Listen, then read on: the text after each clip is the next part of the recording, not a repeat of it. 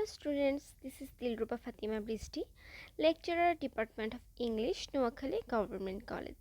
Welcoming you all in today's topic.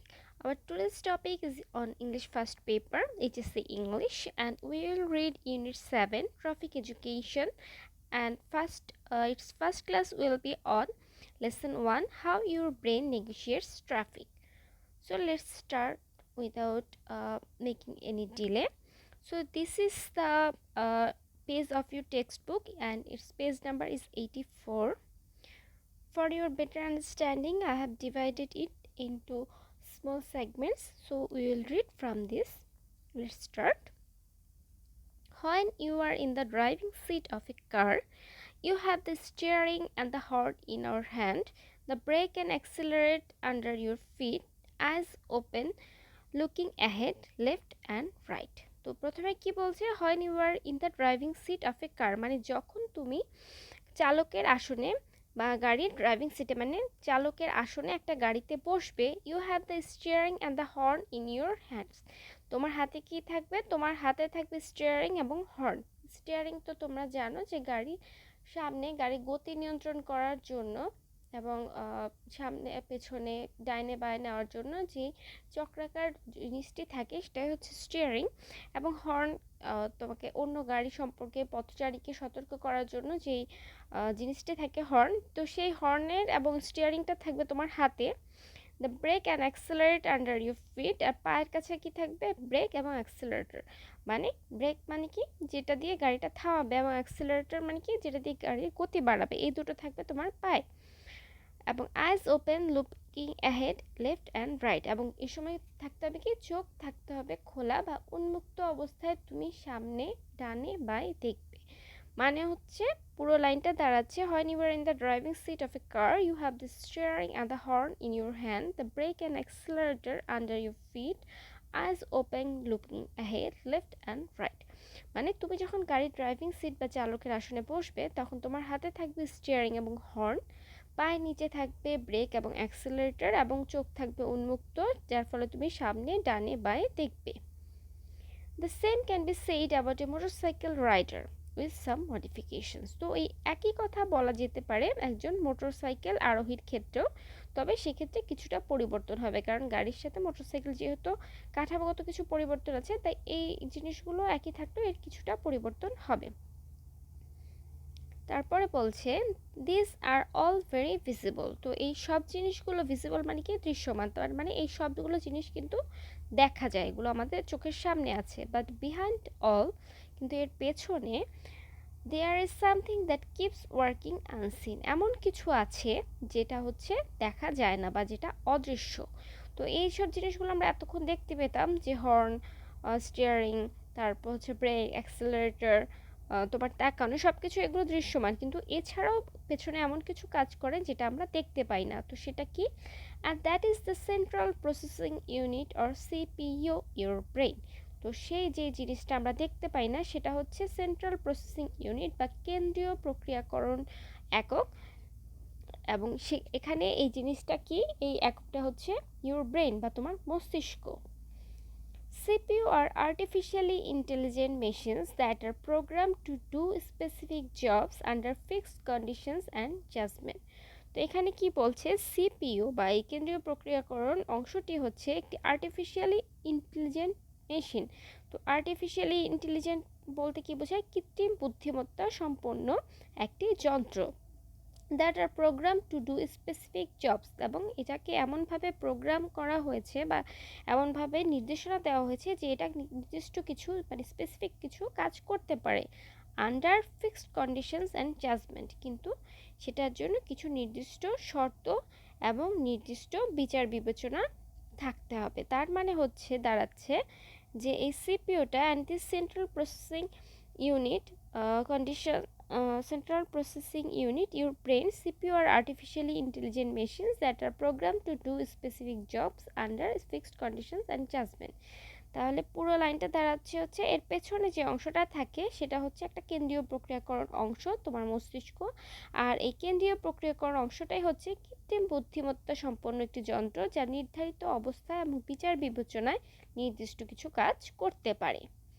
But the human brain is intelligent by nature. কিন্তু মানুষের যে মস্তিষ্ক সেটা হচ্ছে স্বভাবগতভাবে কি অনেক বেশি বুদ্ধিমত্তা সম্পন্ন বা বুদ্ধিমান। It is the most sophisticated machine that is able to operate on ever changing conditions and standards of judgement. তো এটা কি বলছে, মানুষের যে ব্রেনটা বা মানুষের যে মস্তিষ্ক এটা হচ্ছে কি স্বভাবগতভাবে খুব বুদ্ধিমান, এবং এই বুদ্ধিমত্তার উদাহরণ হিসেবে সে কী করে, ইট is the most sophisticated machine, মানে এটা হচ্ছে সব থেকে জটিল বা সব থেকে কি বলবো, মানে খুবই উন্নত ধরনের একটা যন্ত্র মানুষের ব্রেনটা। তো খুবই জটিল এবং উন্নত ধরনের যন্ত্র, এবং that is able to operate, মানে এই জন্য এটা এমন সব কাজগুলো করতে পারে অন এভার চেঞ্জিং কন্ডিশন, যেটা হচ্ছে পরিবর্তনীয় অবস্থার সাথে মিলে এমন সব কাজ করতে পারে, এবং স্ট্যান্ডার্ডস অফ জাজমেন্ট, এবং সে সাথে বিচার বিবেচনার মানদণ্ড অনুসারে কাজ করতে পারে এমন একটা যন্ত্র হচ্ছে এটা। যে দেখো, আর্টিফিশিয়াল ইন্টেলিজেন্স সবগুলো জিনিসের মধ্যে কিন্তু বিচার বিবেচনা এবং পরিবর্তিত পরিস্থিতির সাথে ওভাবে মানিয়ে নেওয়াটা এখনও অন্য কোনো মেশিনের পক্ষে অতটা সম্ভব হয়নি, কিন্তু মানুষের ব্রেন কিন্তু এই জিনিসটা পারে। তো এই জায়গায় হচ্ছে মানুষের ব্রেন সব থেকে উন্নত, কারণ অন্য যত যন্ত্রই সেই যন্ত্রগুলো কাজ করে কিভাবে, আগের দেওয়া নির্দেশনা অনুযায়ী পরিবর্তিত পরিস্থিতিতে তাকে অন্য ডাটার উপরে বা তথ্যের উপর নির্ভর করে বিচার করতে হয়। কিন্তু মানুষের ব্রেন এমনই একটা জটিল এবং উন্নত জিনিস যে এটা হচ্ছে প্রতিনিয়ত পরিবর্তনশীল অবস্থার সাথে নিজের বুদ্ধি বিবেচনা খাটিয়ে কাজ করতে পারে। তো এখানে বোঝাচ্ছে আর কি যে যখন আমরা ড্রাইভিং সিটে থাকব তখন আমাদের সামনে এই জিনিসগুলো দৃশ্যমান থাকবে, ঠিক আছে, কিন্তু এর পেছনে যে জিনিসটা সবগুলো জিনিসকে চালাবে সেটা হচ্ছে সেন্ট্রাল প্রসেসিং ইউনিট বা কেন্দ্রীয় প্রক্রিয়াকরণ যন্ত্র বা একক। এই এককটা হচ্ছে আমাদের ব্রেন, এবং এই ব্রেন বা মস্তিষ্কর কাজ হচ্ছে এই সবগুলো জিনিসকে মাথায় রেখে পরিবর্তনশীল পরিস্থিতিতে বিচার বিবেচনা করে সেই অনুযায়ী কাজ করা, এবং এই জন্য এটা হচ্ছে একটা জটিল যন্ত্র। এবার দ্বিতীয় অংশটায় চলে যাই। As conditions in the traffic keep invariably changing, this virtue of sophistication of your brain must be at work when you are driving. তো এখানে কি বলছে যে যানবাহন পরিস্থিতির দ্রুত পরিবর্তনের কারণে, যে যখনই ট্রাফিকগুলো ইনভেরিয়েবলি চেঞ্জ হয়, মানে খুব দ্রুত যখন চেঞ্জ হচ্ছে, সেই জিনিসটাকে মাথায় রেখে this virtue of sophistication of your brain must be at work. তো তোমার মস্তিষ্কের, এই যে আমরা বললাম মস্তিষ্ক খুব বেশি সফিস্টিকেটেড, তো মস্তিষ্কের এই বাস্তব বুদ্ধিসম্পন্ন জটিল গুণাবলী ড্রাইভিংয়ের সময়ও এটাকে কী করতে হবে, সময় এবং কাজ অনুযায়ী কাজ করতে থাকে। মানে এই জন্যই যখন আমরা ড্রাইভিং করি তখন আমাদের ব্রেনটাকে সবসময় সজাগ রাখতে হবে। The difference between traffic on the roads and highway and the racing circuit must not be blurring inside you.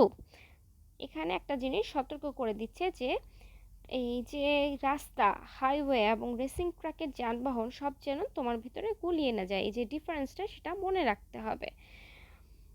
Never imagine yourself to be Michael Schumacher driving an F1 at 300 metre per hour.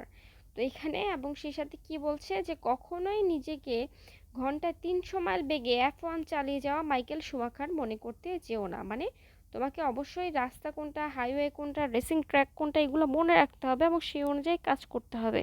তো এখানে Michael Schumacher তোমরা জানো উনি একজন বিখ্যাত racer, এবং উনি formula ওয়ানের F1 বলা হচ্ছে যে ফর্মুলা ওয়ানের জন্য বিখ্যাত, প্রচণ্ড দ্রুতগতি সম্পন্ন রেসিং কারে। এখন এই জিনিসটাকে দেখে যদি আমরা কেউ অনুপ্রাণিত হয়ে ঢাকার রাস্তায় বা আমাদের এখানে নোয়াখালীর রাস্তায় বা অন্য কোনো রাস্তায় যদি আমরা এভাবে গাড়ি চালাতে যাই তাহলে কি হবে, অবশ্যই অ্যাক্সিডেন্ট হবে।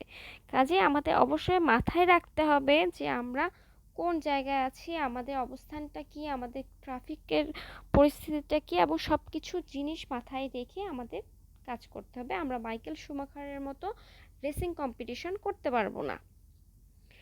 Leave no room for fantasy, এবং এখানে কি বলছে, এই কল্পনা করার কোনো জায়গায় এখানে নেই, যে কল্পনা, উদ্ভট কল্পনায় হারিয়ে যেও না। আমরা যদি গাড়িতে স্টিয়ারিং ধরে বা মোটর সাইকেলে উঠে যদি আমরা ভাবা শুরু করি যে এখন পুরো রাস্তাটা হয়ে গেছে একটা রেসিং গেমের ট্র্যাকিং প্লেস, তাহলে তো সমস্যা, তাহলে অ্যাক্সিডেন্ট হবে। তাই এই জিনিসটা বারবার সতর্ক করছে যে আমাদের মাথায়, আমাদের ব্রেন যেহেতু সফিস্টিকেটেড, এটাকে চিন্তা করতে হবে বাস্তব বুদ্ধি সম্পন্ন অবস্থায়, এবং কখনোই উদ্ভট কল্পনায় গিয়ে এই ট্রাফিক রুলস অ্যান্ড রেগুলেশনগুলোকে গুলিয়ে ফেলা যাবে না।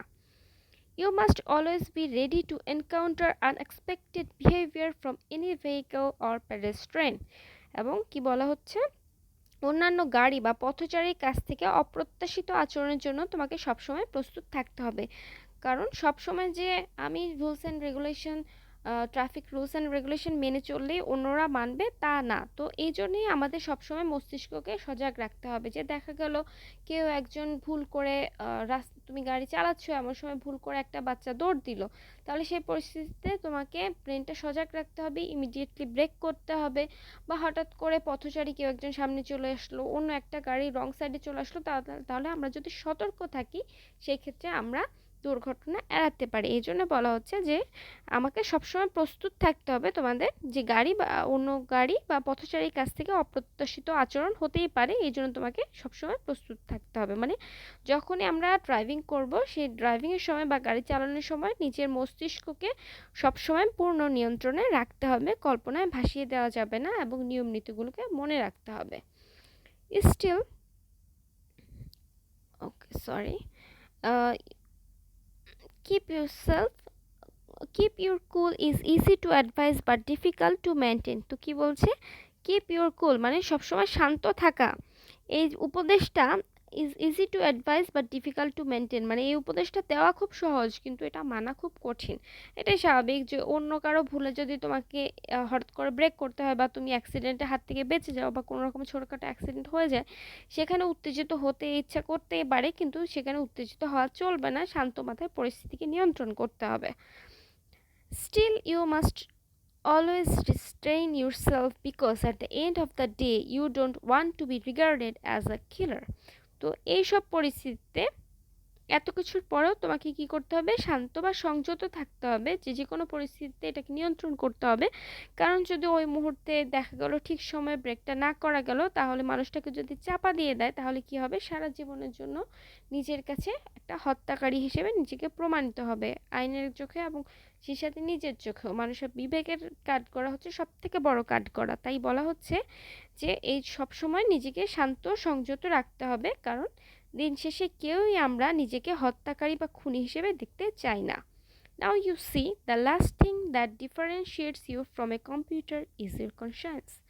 তো এখন কি, এখন শেষে আমরা যেটা দেখলাম যে শেষ জিনিসটা বা যে জিনিসটা হচ্ছে সব থেকে আলাদা, যেটা আমাদের একটা কম্পিউটার যন্ত্র থেকে আলাদা করে, সেটা হচ্ছে কি আমাদের কনসায়েন্স বা বিবেক।